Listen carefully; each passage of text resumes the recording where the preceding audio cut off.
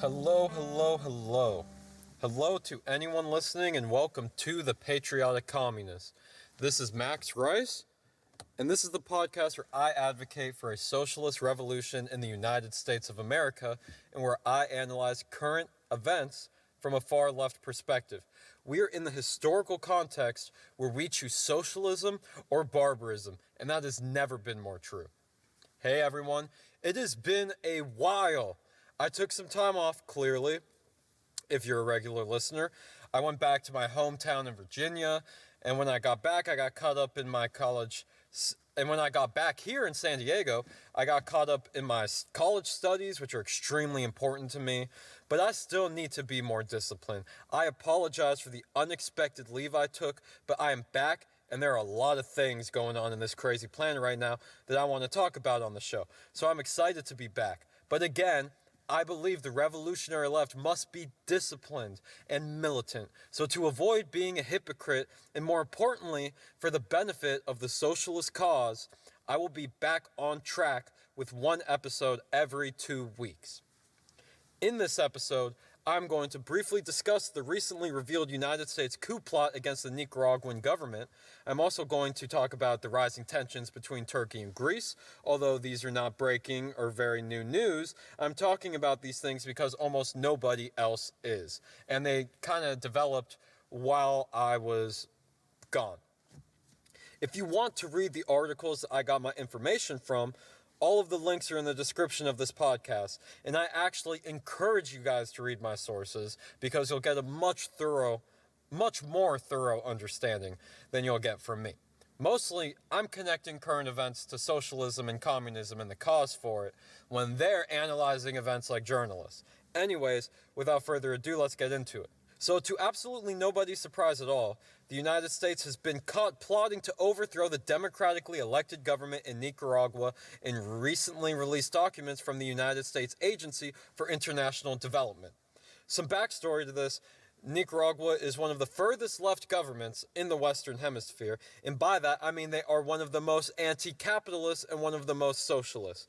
This is a trend you will notice with a disproportionate amount of governments that the United States wishes to overthrow. Just some quick examples. You have the leftist government of Venezuela, which we're trying to overthrow. You have the previous leftist government of Bolivia that has been overthrown undemocratically and violently, and the socialists were violently expelled from their country with the help of the United States government. Don't you guys see? The ruling class knows what is at stake. The ruling class has been aware of the threat of socialism for a long time, more or less ever since it existed. The ruling class sees the upcoming class conflict. They recognize that we are headed to class conflict. We need to organize and recognize the threat ourselves. This same way, Venezuela is a threat to profits and power of the oligarchs in this country, so they go after them viciously. And they will do the same thing to the American socialists and communists domestically once they become a threat to their power, the same way they did in the 40s and 50s. And that Bolivian coup happened recently. Now, if I remember correctly, there is no official proof as of right now that the United States government was directly involved in the coup in Bolivia, although there is some official proof, I bet, that I'm just not aware of right now. But regardless, the odds that our intelligence community or military was not involved in that coup seems extremely low in my opinion. Why is that, you might ask? Well, let's go over some statistics regarding the United States relationship with Central and South America. More specifically, the populist and socialist governments of Central and South America, honestly. The United States has militarily intervened in South and Central American countries at least 56 times. That's right, 56. That's a number larger than how many countries are even in South and Central America. And by the way, that's possible because many of them have been overthrown multiple times. That's why the number is so ridiculously high. Now, our military intervention in Latin America over the years is imperialism, plain and simple. This is a product of capitalism gone out of control. There are economic incentives every step of the way. The small number of The small number of individuals that own the means of production of the weaponry in the United States want to sell as much of it as possible. And their bread and butter is the United States Defense Department. We have a massive economy built on building weapons of human destruction. And we use them to hurt people that are clearly not a threat to us. Our government does. Our tax dollars do. Because keep in mind, the United States Defense Department, that's us. That's the government. Our taxes go to that. We all know Venezuela is not a real threat to the security of the United States. Why does our Secretary of State, Mike Pompeo, insist that our government can't allow Maduro to remain in power? Perhaps it has something to do with private corporations not owning the oil, and instead the Venezuelan government owning the oil? Oh, never mind. It has everything to do with that. And what are the implications of that threat from Pompeo? People seriously need to understand that simply because we are not in the midst of dropping bombs on Venezuela, simply because we don't have boots on the ground in Venezuela, does not mean that we are not being violent to Venezuela. Our sanctions on Venezuela are violent. They hurt the most vulnerable people in Venezuela more than anybody else. And they cause death from a lack of vital resources being accessible. In fact, our sanctions have killed tens of thousands of people in Venezuela, which is more people than 9/11, just put it in some fucking context.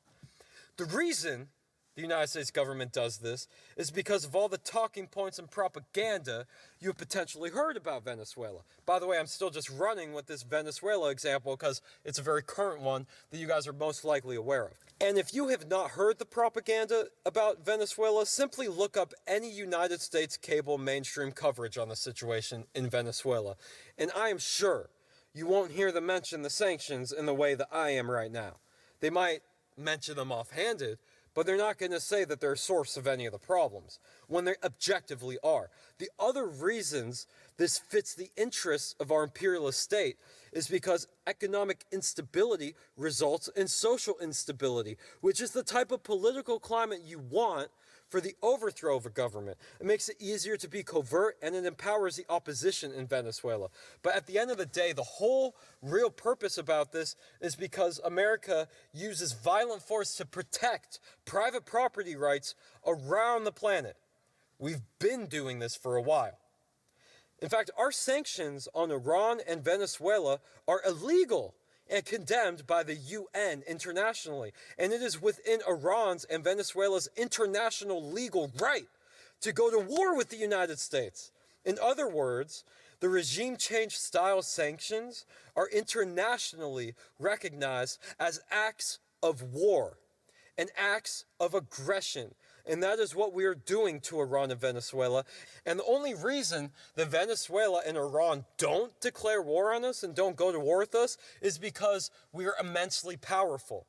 That's the only reason. Anyway, sorry about the rant that isn't really about the current news situation with Nicaragua. Even though I have a script, I ramble on with my fingers when I write, just like when I talk in real life. Anyways, I'm going to be talking about an article written by journalist Ben Norton for The Gray Zone, which is a source of journalism that I have found to be very credible. And this article reveals yet another act of our corporate-controlled and militaristic government to restrict the autonomy of nations for the purpose of capitalist ruling class profit. This article reveals that a newly released document exposes a United States plot to overthrow the democratic government of Nicaragua that is all being overseen and administered by the USAID, which stands for the United States Agency for International Development.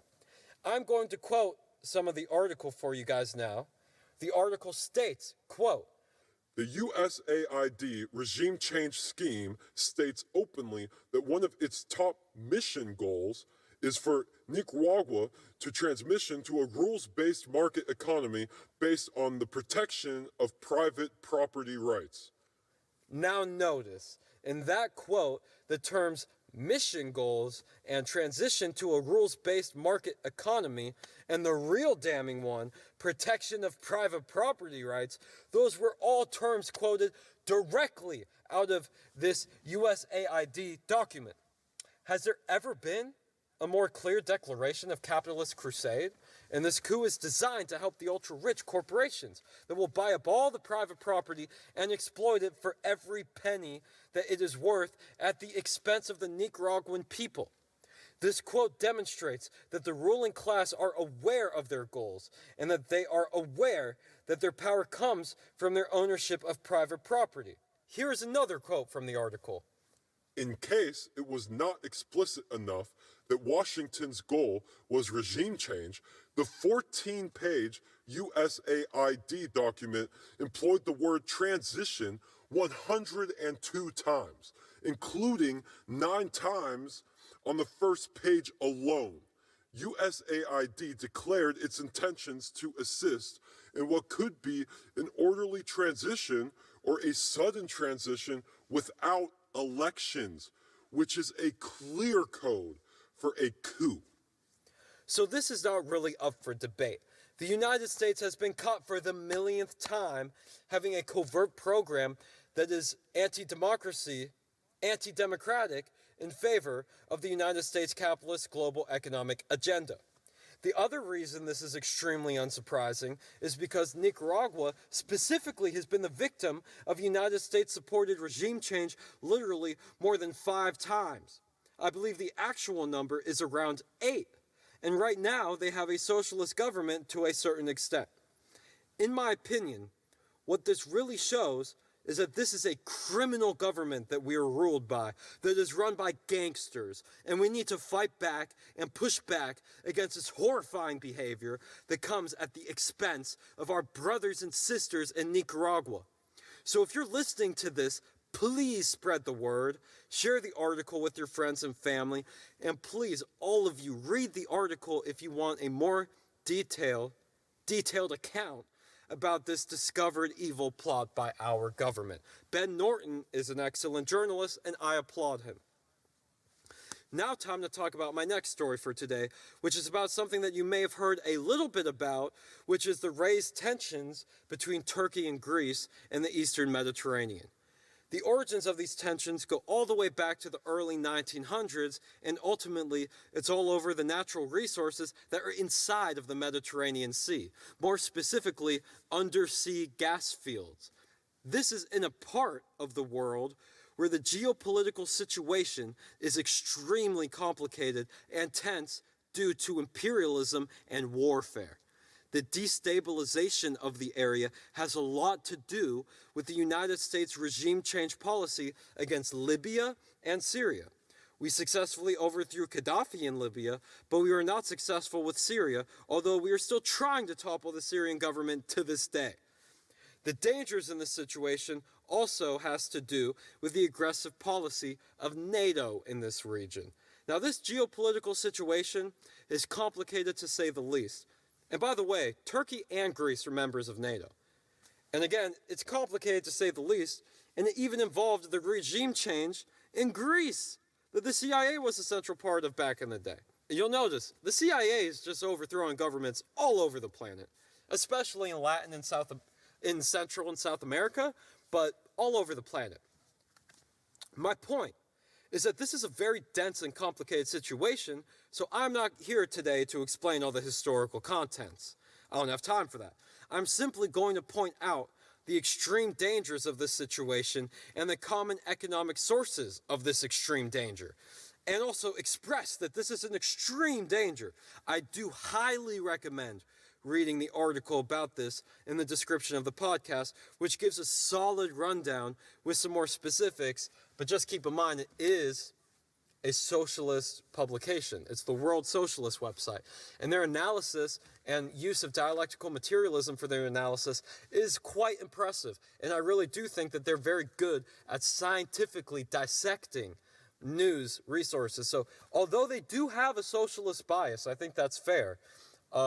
I think it's also fair to recognize that Marxism has a science to it, and that you can simply read what they write and get the story, and after you read that, if you read the mainstream accounts of this situation, you're going to see holes. It's just as simple as that. And it's important to get these different perspectives. So anyways, I recommend you reading that article. The World Socialist website is an absolutely phenomenal source of news, in my opinion. And, go check out the article. But at the end of the day, this is a situation that has imperialism to blame. And more broadly, capitalism.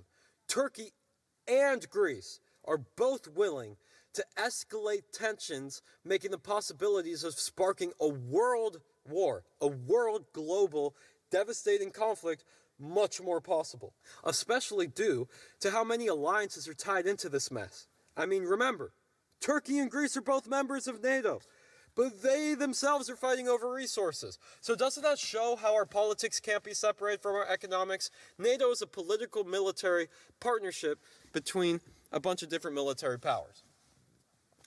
So if the economics are still ultimately authoritarian in all these countries, then how the fuck are they really going to be like trustworthy allies of each other? Like it doesn't make sense, because all of these governments are ruled by the business class. So I don't understand this idea of NATO being a force for peace when literally Turkey and Greece right now are fucking fighting each other over gas under the sea. This situation illustrates how important internationalism is as a concept. The gas fields under the sea should not belong to any company or any individual government or any private entity. This is a resource that belongs to the world, and we must move away from capitalism and build an economy and a system. I'm sorry, my phone just glitched. God damn it. Again, I'm scripted. I'm not. I write the scripts myself, so I'm not ashamed. I'm scripted. I can't talk on the spot, man. I fucking suck at it. But this is a resource that belongs to the world. And we must move away from capitalism and build an economy and a system of distribution that is made based on logic, liberty, democracy, and sustainability, rather than making decisions based on a bunch of different conflicting private interests, whether that be the private interests of a corporate state or of a corporation or a state or a government or a country. When you allow individual governments that are fundamentally not democratic to fight and risk the common man's safety, you create the environment that enabled the world wars to happen. Like, our world exploded in bombs and warfare for massive parts of the 20th century. And we really believe that, like, that's just something that just happens sometimes? Have you noticed that in history class in high school in America, they say it's because of militarism and all these other abstract type of things that countries simply were excited to test their weapons or something, or their might or their power? It was resources. It was power. The world wars were based on private property and power. And if we had an international worker struggle to fight this, then we could see some light at the end of the tunnel. But, by the way, there is light at the end of the tunnel at the end of the day. And this is the final point I want to make about this situation. All it takes is a spark for a devastating global conflict to erupt, just like what we saw in the mid-1900s and the beginning of the 1900s. This was shown to us in the 20th century. And nothing significant has changed since then, other than the fact that our weaponry is a lot more powerful nowadays. And also, even if this specific situation between Turkey and Greece gets resolved temporarily with some sort of treaty, that does not change the fact that the world economic and political status is more than ripe for a new worldwide conflict, and the doomsday clock is ticking. We must organize, and we must make it abundantly clear that there will not be compromise when it comes to these wars of aggression. Imperialism is capitalism completely out of control, and that was the source of the horror humanity witnessed in both of the world wars. So to be blunt, this is absolutely a historically justified fear that I am expressing. We are headed to global conflict one way or the other right now under the current status quo. And I truly believe it is important that everyone digests this and gets this message in order to understand what is at stake when I'm talking about a workers' revolution, internationally and in the United States, which is the biggest source of with global violence and unrest. We can't afford to allow capitalism to continue. It is time. It has been time for an internationalist workers' revolution. And if you truly agree with me about this, then I urge y'all to join the Socialist Equality Party and get involved in some real activism. Now, I'm not funded by the SEP. I'm not even technically a part of the Socialist Equality Party. But I'm going to be eventually, without a doubt. I'm going to start paying my dues and everything. Right now, if you just want to know like the small amount of activism that I'm truly involved in, other than this podcast, I donate money to Code Pink, which I recommend you guys check out. It's a great anti-war organization. And that's it, actually. I used to donate money to the DSA until they started capitulating for the war criminal Joe Biden and making it clear that they weren't very serious about a revolution. In fact, avoid the DSA, guys. I almost guarantee you that they are filled to the brim with fucking intelligence agencies at this point, with the bullshit that they rep sometimes. I am voting for Joseph Kishore for the President of the United States, and in my next episode, I'm going to talk about Joseph Kishore and the Socialist Equality Party and the Fourth International, and I'll explain why I believe it is the best place for us to unite and fight back against the powerful as a unified international working class movement. And this brings me to my next general point, not really specific to the Turkey and Greece rising tensions. When I talk about how much of an obscene system we live in, when I talk about the severity of global capitalism, and this includes the horrifying violent imperialism, as well as environmental catastrophe, unsustainable levels of corruption, and structural economic violence, when I'm talking about all of these things, I know it can get disheartening and depressing. But that is absolutely not the intention that I hold. The absolute worst thing one could do with this information is become nihilistic and adopt a hopeless outlook. This information should inform you that we do not have the luxury of checking out of politics and economics. We can't just decide it's hopeless and not fight. What type of person are you if you do that? We can't afford it. We are all connected, and not just the USA, but the entire planet. The violence we commit overseas will come back to us, and it already does in certain forms. Just look at the response to the George Floyd protests. They see unrest, they see a threat to their power, and they send people armed with M16s that are made for the battlefield, and they openly just start protecting private property in the streets. That's what happened during this protest. The cops relentlessly terrorized the citizens and peaceful protesters all across the country. It's a systematic error.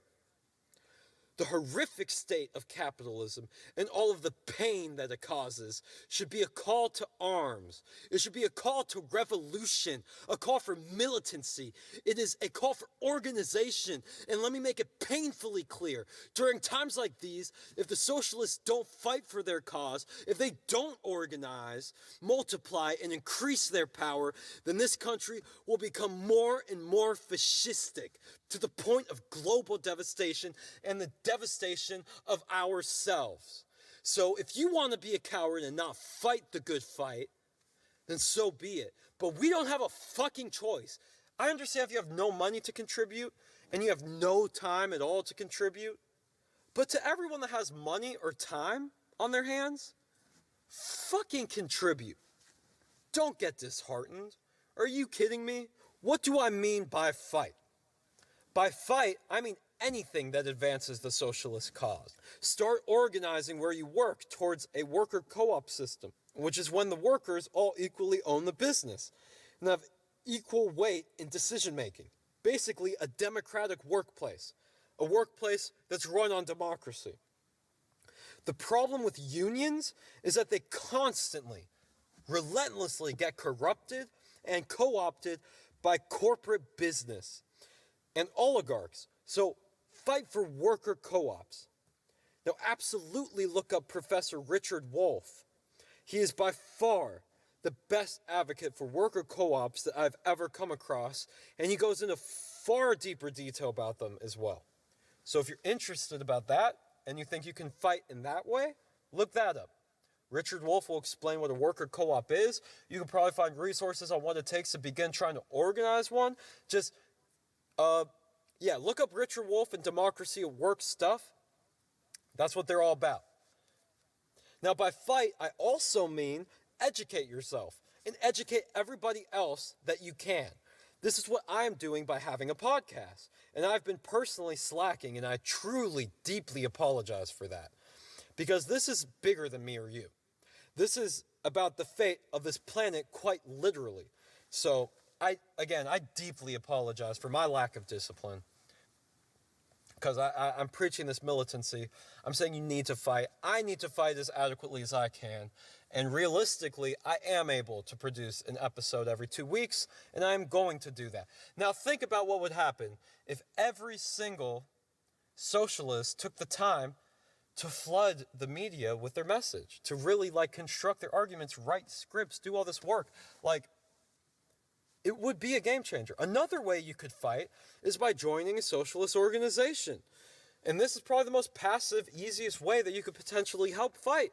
I would recommend the Socialist Equality Party.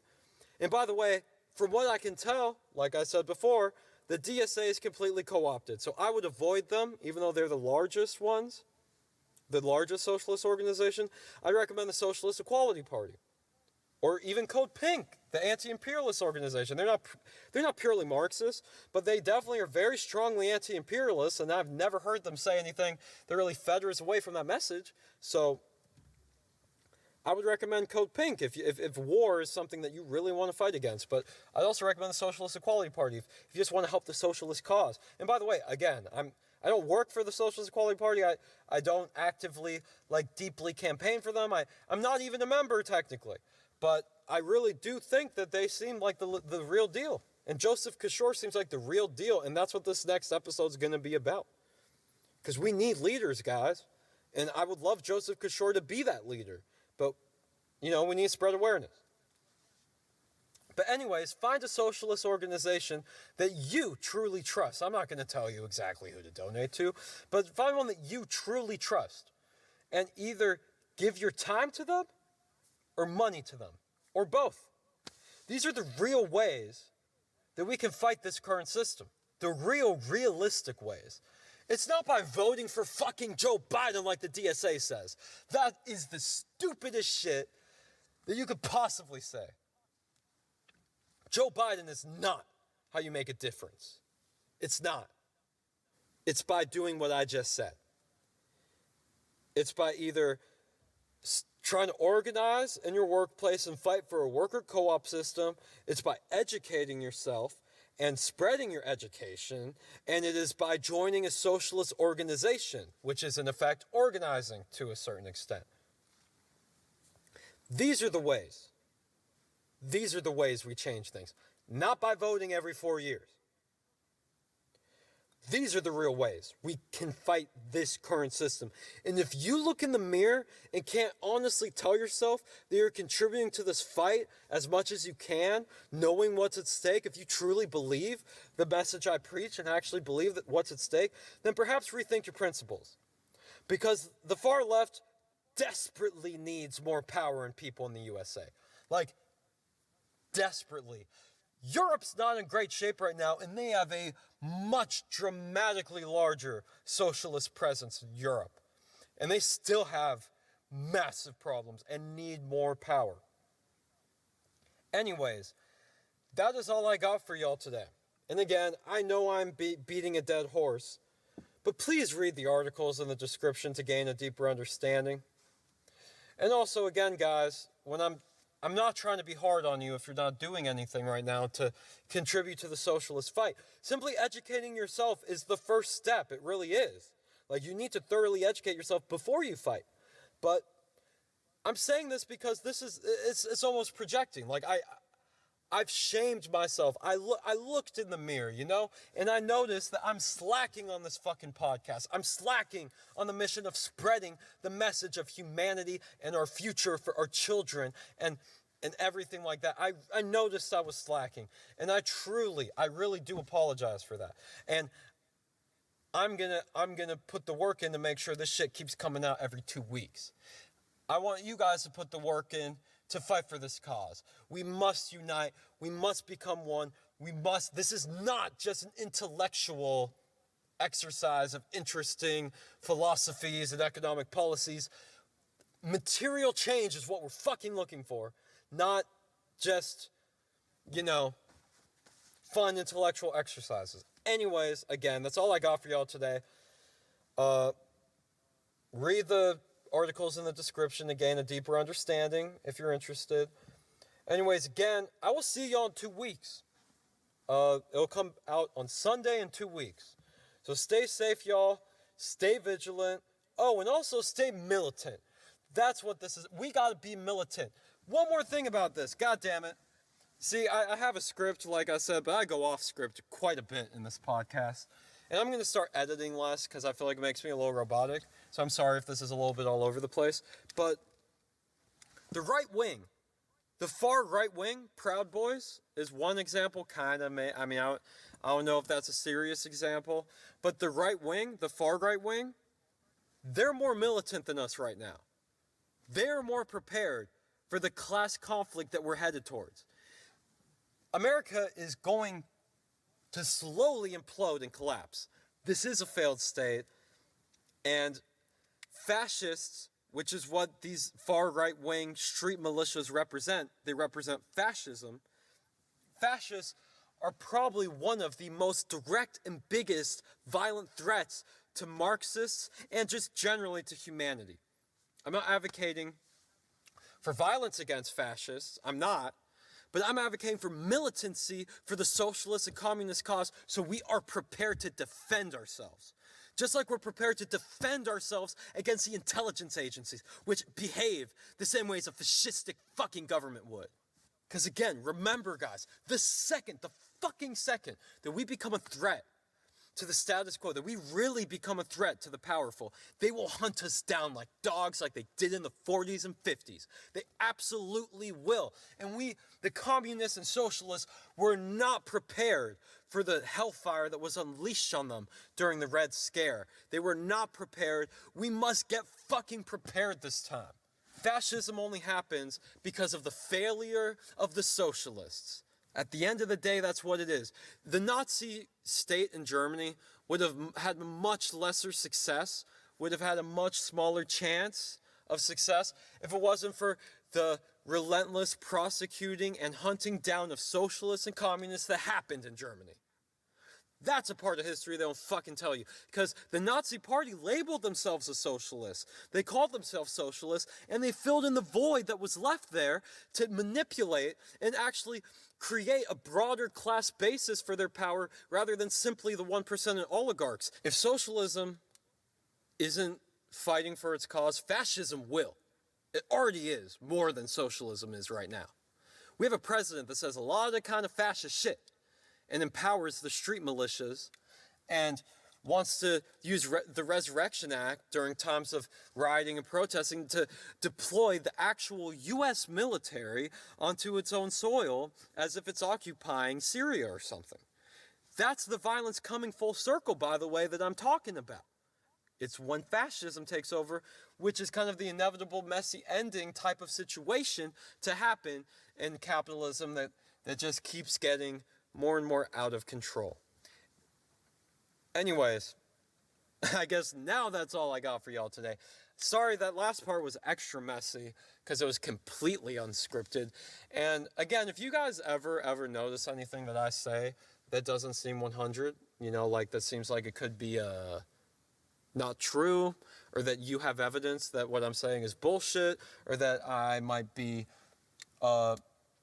analyzing the current situation's wrong, please email me for the love of God. I'd love to hear. I'm not saying that like, bring it on. I'm saying that like literally, I just want to learn more. But, so yeah. And also, anytime that I'm corrected on the show, I will mention it in the podcast. You know, I will call myself out. And it just hasn't happened. Like, people don't really email me. But feel free to email me if you guys want. And, yeah, that's all I have for y'all today. Don't stay strong. Stay strong. Stay militant. It is time to fucking fight. And it's about time. Peace, y'all. Stay safe, stay vigilant, and stay fucking militant. Thanks so much for listening to this episode of The Patriotic Communist. All of the music you heard in this podcast was produced and performed by me, Max Rice. And if you would like to check it out, just search Max Rice on any streaming platform. That's MAXRICE. Yes, like the food rice. This is Max Rice signing off. We're all distracted by media. The misdirection of attention benefits big powers I mentioned. Y'all try to lessen the questions and attentions. Money equals power. We gotta kill this connection. These force-fed concepts make no sense. How y'all hating immigrants and we controlled by the 1%. Zombified by screens. Dehumanization comes easily. All I hear are American supremacists, but this line of thought is a normality, full of fallacies. While we stay combative overseas, laws and moral laws. As far as I can see, and no one cares because of the mass distractions. We're expected to not question how the government uses our taxes, unless it's helping people. Then they ramble like that's all to see. Though we need to free the people, we need a fucking hero. We need some MLK, FDR style of change. We're full of pain and ignorant, but won't live in fear. Though we need some yellow vest, bulletproof vests and bold claims. We need that fire in our hearts that can't be tamed. We need to reject and correct our collective violent actions, but it won't happen. Fuck, we're all distracted.